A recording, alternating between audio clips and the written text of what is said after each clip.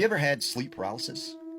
Now, one of the things that people tell me who've experienced sleep paralysis is that they often see these very dark negative entities. Is this just simply a side effect of sleep paralysis, or is something else happening? Now, this is a story that I had heard out of Tennessee. There was this man who one day he went to bed and he said he just had this dream, but in his dream it felt really real. Like he woke up, he went to work, he ate dinner and did everything throughout his whole entire day, but it was just a dream. And then he woke up.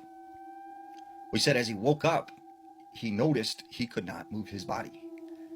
And he just felt like something was wrong, and he felt just this sense of dread. And he said all of a sudden he sees something like come up on the side of him. And he said it was this gray looking being with sharp nails, like jagged teeth, solid black eyes, no hair. And this thing was just sort of looking at him and staring at his face. And he said this thing just kind of got up and it walked around his room and was kind of making like this almost hissing type sound. And he said then all of a sudden it was like he finally woke up and everything was all right. And like he looked around his room, that thing, whatever it wasn't there.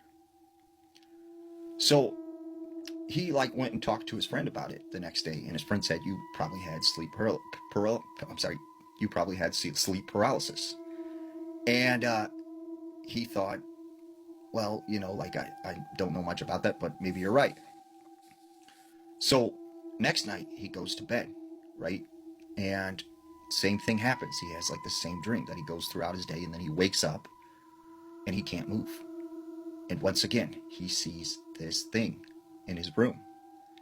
And he said this thing went over to his dresser and opens the dresser up and starts pulling his clothes out and is looking at it and kind of moving it around. And then he said this thing was just kind of going around his room looking through all of his stuff. And then he once again wakes up and this thing is no longer in his room. And this went on for weeks. But he said he started to notice as this progressed, it was harder and harder for him to wake up. And no matter how hard he tried, it would just take forever for him to kind of get through this dream. So he said this one specific night, everything happens the same and he wakes up, can't move. And that thing was in his room.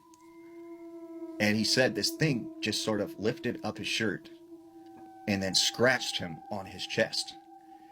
And then he lifted up his pant leg and moved his, claws down his leg and scratched his leg. And he was trying his hardest to wake up.